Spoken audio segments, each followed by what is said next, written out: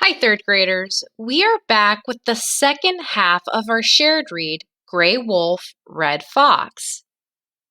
In yesterday's lesson, we started comparing and contrasting these two animals. We read that they have a lot of similarities because they are related. They are from the same animal family. Now, even though these two animals are related, they still have a lot of differences because they're two different types of animals. And today we're going to continue learning what those similarities and differences are. For this lesson, you will need your Reader's Writer's Companion book and a pencil. Then, open up to page 138. If you need time to find that page number, just pause the video and press play when you're ready to get started. Foxes and wolves also have thick fur. Their coats can be white, brown, or black. However, red foxes most often have red fur, while a gray wolf's fur is usually more gray and brown. Finding food. Gray wolves and red foxes live in many different habitats. They live in forests, deserts, woodlands, and grasslands. But as more people build roads and shopping centers, both animals have lost their homes. The red fox has adapted well or made changes to fit into its environment. Now more foxes make their homes close to towns and parks. Wolves, however, stay far away from towns and people. Foxes and wolves are not in competition for food. They have different diets. Red foxes prefer to hunt alone and eat small animals, birds, and fish. They also like to raid garbage cans and campsites for food. Wolves work together in packs or groups to hunt large animals such as moose and deer. Gray wolves prefer to live and hunt in packs. Where do they live? United States of America. Legend, red fox only. Gray wolf only. Orange, both. The first question is on maps.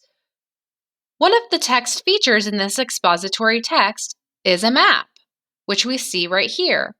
And this question wants us to focus on the legend or key. Here is the legend. A map legend is the same thing as a map key. It's just two different words to describe the same thing. It's a place to give information about the symbols or colors on a map. So let's take a look at the information that this legend gives us. Anywhere where there is red, it says red fox only. So only red foxes live in all the red areas. And then wherever this light gray color is where gray wolves are. And where we see this orange color, it says both. So both the gray wolf and red fox live in these areas. So thinking back to our question, it asks that we circle places on the map where both red foxes and gray wolves live. So that would be all the places that are color-coded orange. So let's go in and circle those areas.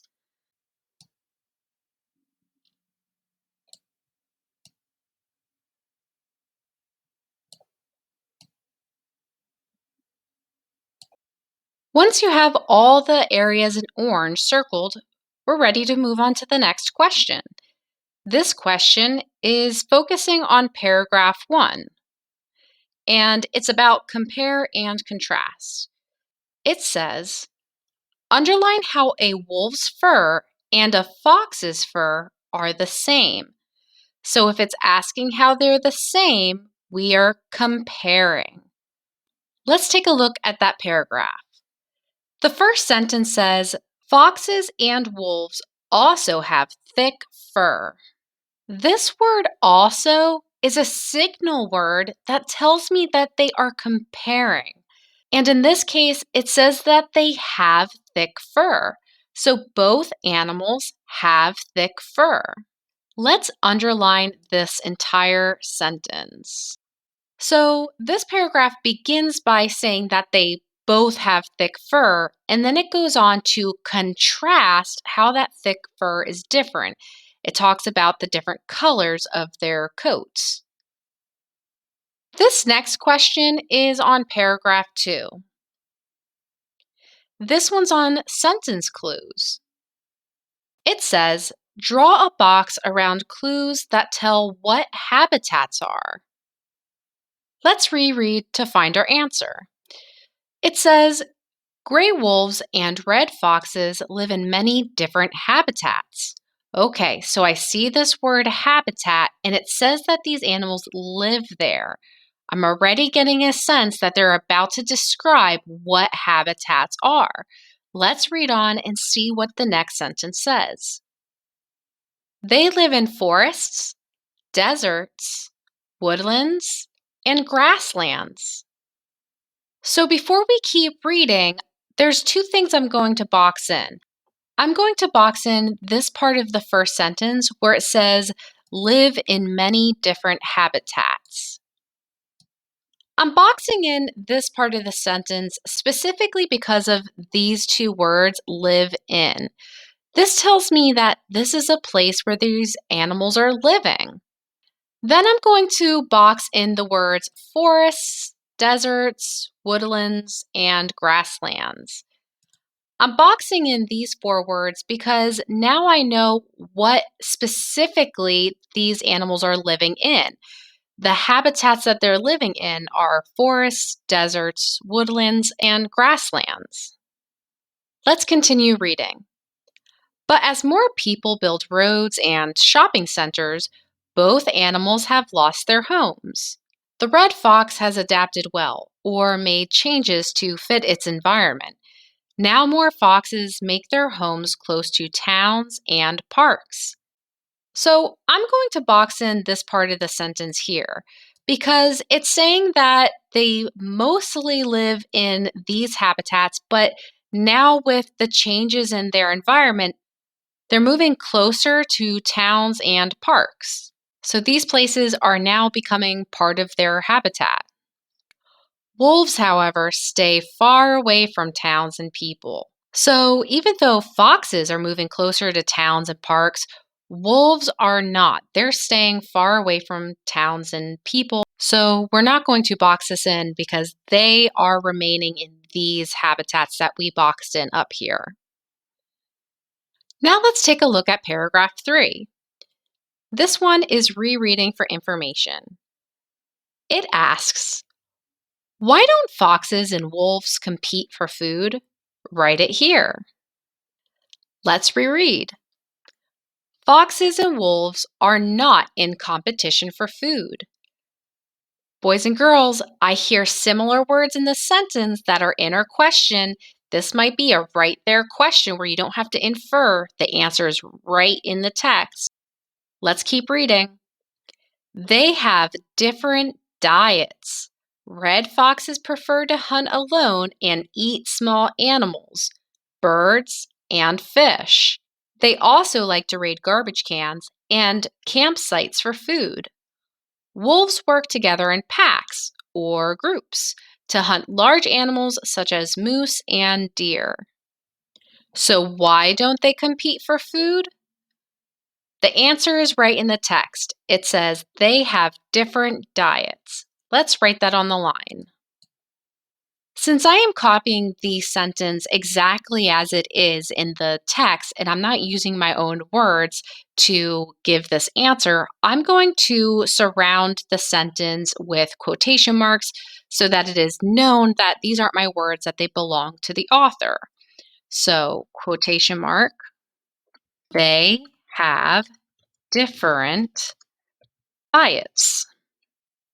Period, quotation mark. Go ahead and write that in just like I did. Day to day. Wolves live in packs of 4 to 7. They do almost everything together. They hunt, travel, and choose safe places to set up dens for shelter. Foxes, on the other hand, like to live alone. They usually sleep in the open or find an empty rabbit hole to call home. Both wolves and foxes communicate by barking and growling. The gray wolf also howls to alert or warn other wolves when there is danger nearby. The red fox signals in a different way. It waves its tail in the air to caution other foxes. The gray wolf and red fox are members of the same family and have many things in common, but they really are two very different animals. The red fox hunts for food alone. This question is on paragraph 1 of this page. We will compare and contrast. It says, underline text evidence that shows what's different about where wolves and foxes live.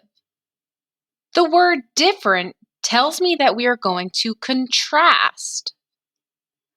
Let's go back into this paragraph to find how the wolf is different from the fox.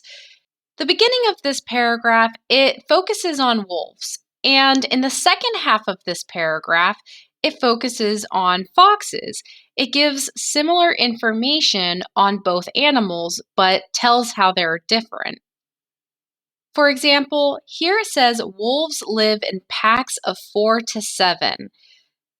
And down here, it says foxes, on the other hand, like to live alone.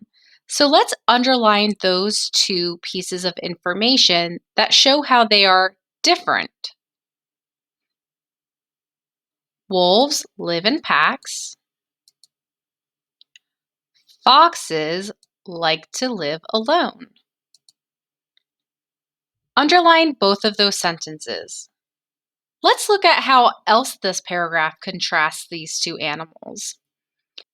They do almost everything together. They hunt, travel, and choose safe places to set up dens for shelter.